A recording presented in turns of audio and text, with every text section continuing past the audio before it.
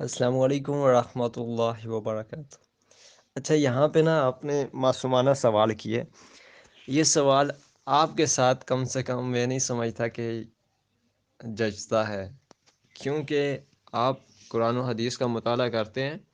تو جیسا کہ میں نے بتایا کہ قرآن و حدیث سے ہمیں حق معلوم ہوگا، ٹھیک ہے، حق بات صحیح بات قرآن و حدیث سے ہمیں معلوم ہوگی۔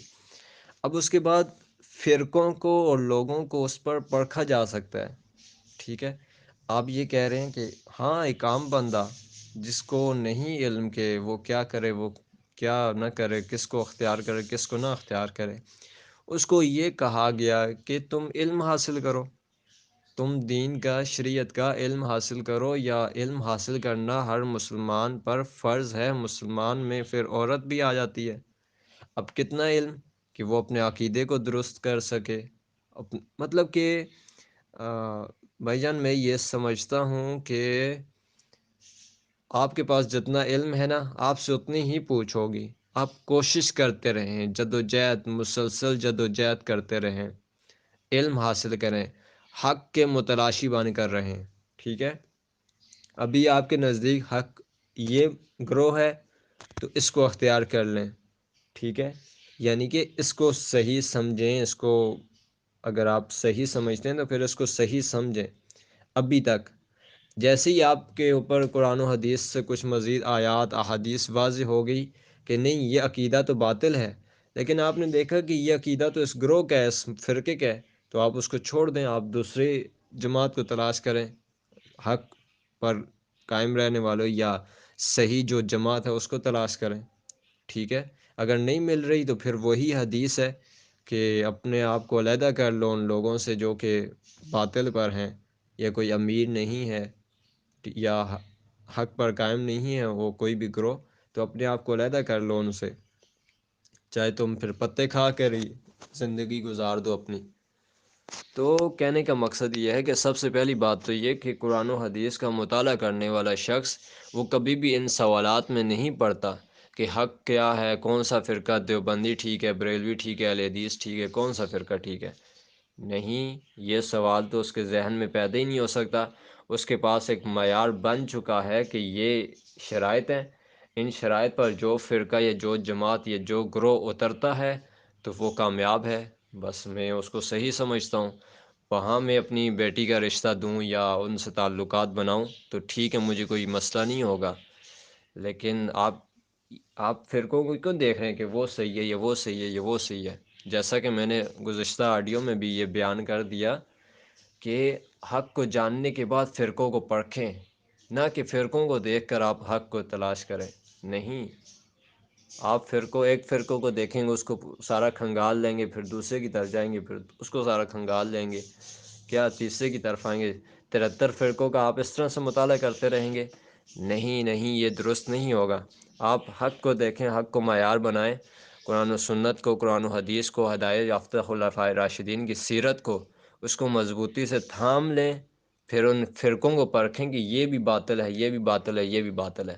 آپ کے پاس حق کا ایک پیمانہ آ چکا ہے، آپ کے پاس ایک ٹیسٹر آ چکا ہے جس پر آپ ٹیسٹ کریں، ایک آلہ آ چکا ہے آپ کے پاس، اس پر آپ ان فرقوں کو چیک کریں، ان لوگوں کو دیکھیں، ان علماء کو دیکھیں جو علماء سو کی مثال ہیں، ٹھیک ہے، ان کو دیکھیں، ان کو پرکھیں اس حق پر، نہ کہ ہم ایک عالم کو پہلے پورا جانچ لیں اوپر سے نیچے تک، اندر باہر سے، پھر دوسرے کی طرف، پھر تیسرے کی طرف، اسی طرح ہم فرقوں کی طرف، ایک کی طرف، دوسری کی طرف نہیں۔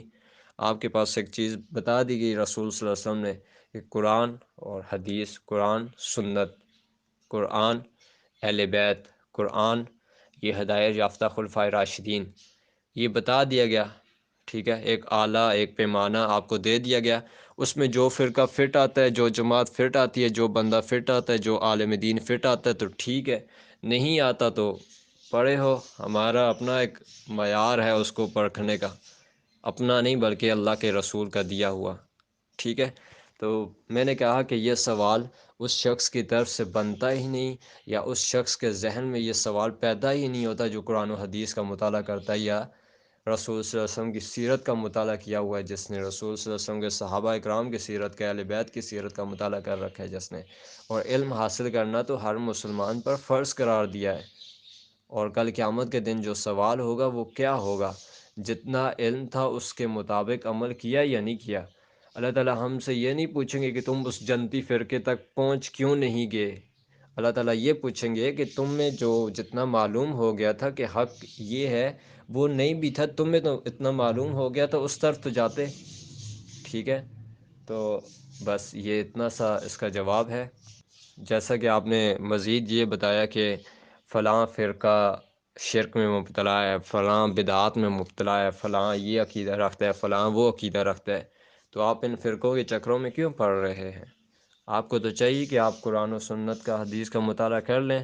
آپ کے پاس جتنا آ گیا، ساتھ اللہ تعالیٰ سے دعا کریں، یا اللہ مجھ پر حق بات کو واضح کر دے، یا اللہ تو مجھے ہدایت کے راستے مجھ پر کھول دے، تو ہدایت کے راستے مجھ پر کھول دے، حق بات کو واضح کر دے، تو حق نہیں بتائے گا تو میں گمراہ ہو جاؤں گا، میں ان میں سے ہو جاؤں گا جو گمراہ ہوئے ہیں۔ یا اللہ مجھے گمراہ نہ کیجیے، مجھے اپنے صحیح نیک صالح اپنے پسندیدہ لوگوں میں شامل کر دیجیے۔ تو پھر آپ یعنی کہ ان کا عقیدہ فلاں ہے، ان کا عقیدہ فلاں ہے، فلاں مشرک ہے، فلاں گروہ والے بدعتی ہیں، فلاں گروہ والے مشرک ہیں، تو یہ آپ کے نزدیک کیسے آپ اس سوال کو لے سکتے ہیں کہ میں ان میں سے کس کو اختیار کروں، جب کہ آپ قرآنی آیات پیش کر رہے ہیں، احادیث پیش کر رہے ہیں؟ یہ سوال تو آپ کے لیے ہے ہی نہیں، یہ سوال تو اس عام بندے کے لیے ہے جسے پتہ ہی نہیں کہ وہ کون ہے، کون نہیں ہے، کون سا اس کا فرقہ ہے، کہاں پیدا ہوا، کیا مطلب کہ بالکل ہی وہ نہ دنیا کے معاملات سمجھتے ہیں نہ دین کے۔ پھر اس کو کیا کہا جائے گا؟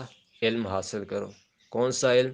کسی ایک فرقے کا نہیں، کسی ایک فرقے کی طرف اسے دعوت نہیں دینی، بلکہ قرآن و سنت کا علم حاصل کرو، سیرت کو پڑھو، سیرت صحابہ کو پڑھو، اہل بیت کو پڑھو، تو اس کے بعد بس وہ اس درجے کو پہنچ جائے گا کہ وہ ان فرقوں کو دیکھ سکے کہ کون سا صحیح ہے کون سا نہیں ہے، علماء کی پہچان کر سکیں، حق کو جان لے گا۔ اس کے بعد ان فرقوں کو، ان علماء کو، ان لوگوں کو پرکھے گا اس حق پر، نہ کہ ایک ایک کو پڑھنا پھر ان میں سے نکلتے آنا، پھر اس میں گھسنا، پھر نکلتے آنا۔ تو یہ سوال ایک عام بندے کے ذہن میں تو آ سکتا ہے کہ یہ فلاں کا یہ فرقہ ہے، اماموں سے متعلق فلاں کا یہ فرقہ ہے، عقیدہ ہے، نبی سے متعلق فلاں کا یہ عقیدہ ہے، ولی سے متعلق۔ یہ سوال ایک عام بندے کے ذہن میں تو آ سکتا ہے، لیکن اس کو ہم نے پھر یہ نہیں کرنا کہ تم اس کو اختیار کرو اور اس کو اختیار کرو۔ ہم نے اس کو فرقوں کا راستہ نہیں دکھانا، نہ ہی لوگوں کا راستہ دکھانا، ہمیں اس کو قرآن و سنت کا راستہ دکھانا ہے، بتلانا ہے، کیونکہ ہم ایک اصول کو لے کر چل رہے ہیں کہ حق کو جان لو، پھر لوگوں کو اور فرقوں کو پرکھو۔ تو ہم بھی اس کو لوگوں اور فرقوں کی طرف دعوت دیں اور پھر کہیں کہ آپ اس پر حق کو جانو، پرکھو، ایسا نہیں ہوگا۔ تو ہم نے بھی ایسے لا علم شخص کو علم کی طرف دعوت دینی ہے، اور علم کیا ہے؟ قرآن و سنت، قرآن و حدیث، ہدایت یافتہ خلفائے راشدین کی طرف سے ملنے والا، ساتھ ہی ساتھ دعا کا اہتمام، جو کہ بہت ہی زیادہ ضروری ہے۔ حق پر رہنے والے دلوں کو بھی اللہ تعالیٰ کی طرف سے پھیر دیا جاتا ہے۔ اس کے لیے رسول صلی اللہ علیہ وسلم اور صحابہ کرام یہ دعا فرما رہے ہیں اللہ تعالیٰ سے، یا مقلب القلوب ثبت قلبی علی دینک، یا اللہ میرے دل کو اپنے دین سے، یا اللہ میرے دین کو اس حق دین سے، دین اسلام سے، اپنی فرمانبرداری سے پھیر نہ دیجیے۔ تو ساتھ ہی ساتھ دعاؤں کا اہتمام، ساتھ ہی ساتھ تقوی کو اختیار کرنا۔ تقوی کے متعلق کیا ہے؟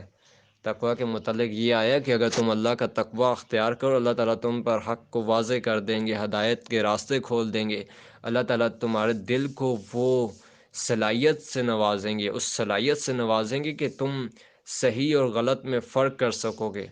دل کو، سینے کے اندر دھڑکنے والے دل کو مفتی اعظم قرار دے دیا گیا، ٹھیک ہے، کہ یہ فیصلے کرتا ہے اندر بیٹھ کے کہ کیا صحیح ہے کیا غلط ہے۔ کون سا دل فیصلے کرے گا؟ کون سے سینے میں درکتا ہوا دل؟ وہ والا کہ جس نے تقوی اختیار کر رہا ہوگا، ٹھیک ہے۔ تو کرنا کیا ہے؟ علم حاصل کرنا ہے، تقوی کو اختیار کرنا ہے، دعاؤں کا اہتمام کرنا ہے، تو انشاءاللہ حق بات، حق جماعت آپ پر واضح ہوتی چلی جائے گی۔ اللہ تعالیٰ کسی پر ظلم نہیں کرتے کہ ایک شخص اس سے حق چاہ رہا ہے کہ یا اللہ مجھے ہدایت دے، یا اللہ مجھ پر ہدایت کے حق کے راستے کو کھول دے، تو اللہ تعالیٰ اس پر حق کو واضح نہ کرے. ایسا درست نہیں ہے. اللہ تعالیٰ ظالموں میں سے نہیں ہے. اللہ تعالیٰ ظالم نہیں ہے. اللہ تعالیٰ ظلم کرنے والا نہیں ہے. ہم خود ہی ظالم ہیں، بس بیٹھے ہوئے ہیں. اللہ تعالیٰ سے دعا کرتے ہیں اللہ تعالیٰ ہمیں عمل کرنے کی توفیق عطا فرمائے، کہنے والے کو بھی اور سننے والوں کو بھی. آمین. السلام علیکم ورحمۃ اللہ وبرکاتہ.